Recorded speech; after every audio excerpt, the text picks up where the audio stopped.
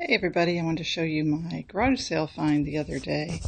I don't know if you're like me lately, I'm looking for 2 nickels that I can rub together, but I went to this yard sale and I had I think I had about $5 on me or something. And sitting right there, there it was. Oh, it's kind of scraped there, and I'm sorry my light is not that great. But it says Woodstock ball bearing standard, and this is very old. From my research, it looks to be about a 1919. Every one of the keys works. Some of them stick. The ribbon holder thing here is bent. I mean, that could be repaired if somebody wanted to repair it. This, of course, has a spindle. You see how it's rocking? It's because it is missing one leg, which I didn't realize till after I bought it. I should go back to that lady and demand my $2 back, shouldn't I? Yeah, I spent $2. Anyway, I like typewriters. And you pinch this little thing in here, and that spindle comes out. Of course, there's no ribbon. Let's snap it back in there.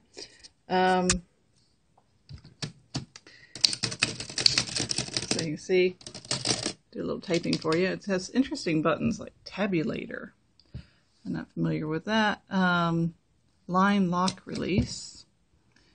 Of course, shift key and backspacers. And you notice that backspacer, that does work.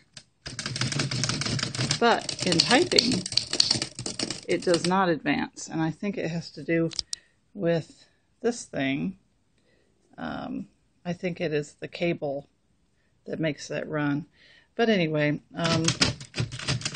if you're typing, well, darn it, that worked before. Anyway, you're typing along and your carriage advances and you, oh great, somebody has messed with, okay, let me get that out of the way.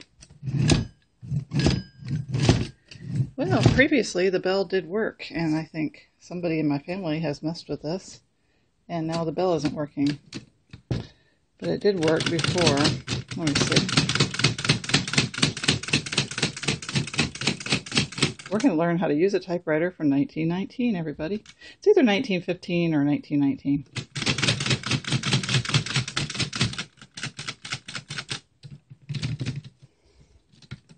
I am bummed out that now my bell isn't working. It was working great.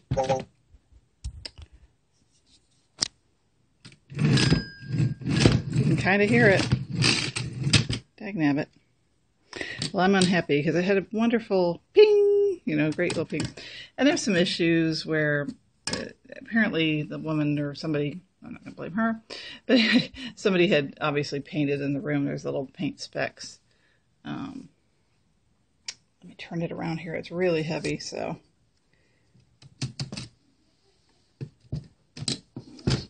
Hang in there with me. Oh, dagnabbit. Dagnabbit is my favorite word today.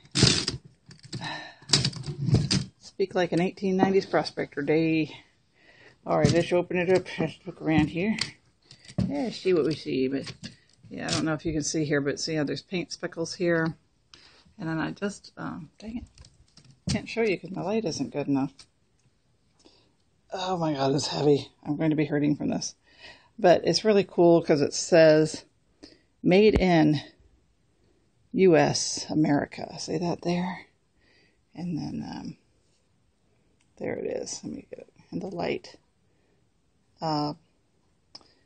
In Woodstock, Illinois. And this part here I found on another model.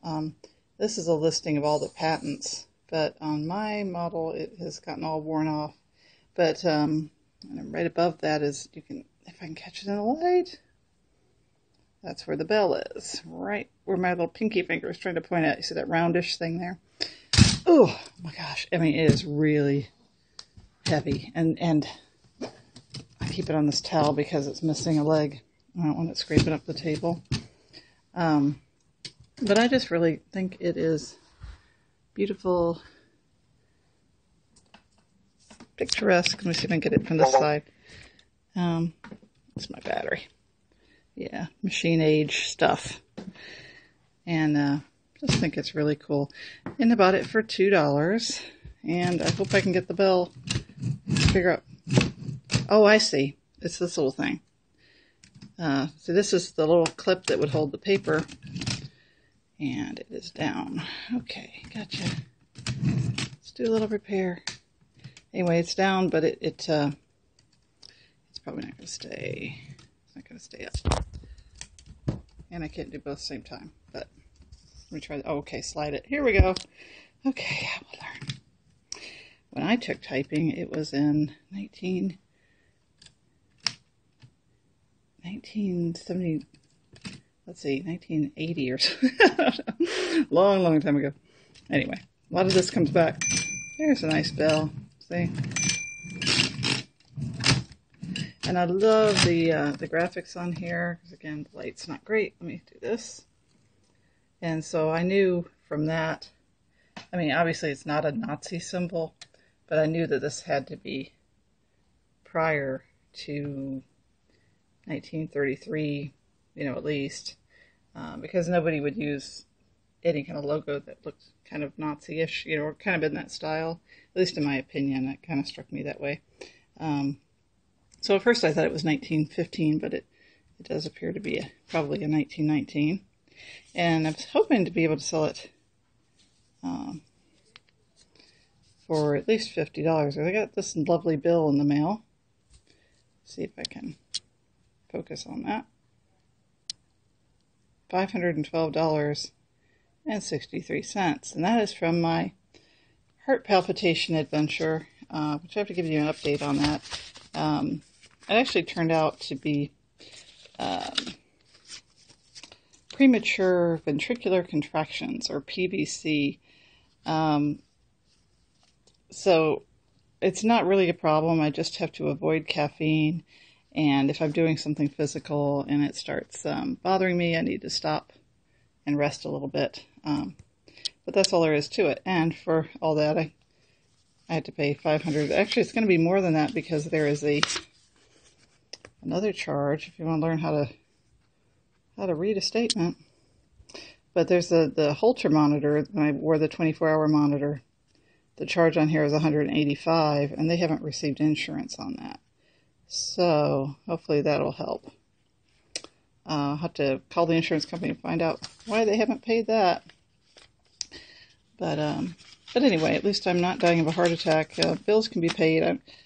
I don't have the money. I almost had a heart attack getting the bill. But, the thing about medical bills is you can call them up. Just tell them, I used to work for a doctor's office, so just tell them you want to make a payment plan. See what you can do with it. If they say no, you know what I do? I just go ahead and just start sending what I can send. If it's $10, $20 a month, you just send it. There's really is no, if they took you to court, there's no judge who's going to see that you've made regular on-time monthly payments. They're not going to throw the book at you on medical bills. So you just always do your best. And if you do make a promise to make some kind of payment plan, you just try to hold true to your promise. Don't yank them around, because I used to be the person collecting the bill in the medical office, so I kind of see things from their point of view, and they just want to know the truth from you about when they can expect money, because they have to tell their boss, who's usually the doctor. So as long as you don't yank them around, you'll do fine. So anyway, let me know what you think about this this model. And if anybody knows what this is called, this little cord, I think it is a carriage return cable. It's kind of like a woven ribbon thing here, but I think that's what it is. Now, you can pinch this and run it. But here's, and here's the return thing. But and it's not an electric model, of course. But it would help me a lot in the listing if I knew what the heck this is called. So anyway, I hope y'all are doing fine. That's it from here. Sorry I've been quiet for a while. I've been real busy. Got my boys in camp and spent all day today drawing. And I'll have to show you that later. I'm not sure. I'll have to check with the client, make sure it's okay to show you the artwork. It's kind of a sad story. It's a teenager who died, and they want a picture of him with Jesus. So that's what I've been working on. And sorry you've been staring at this typewriter all this time. I'll talk to you all later. Bye.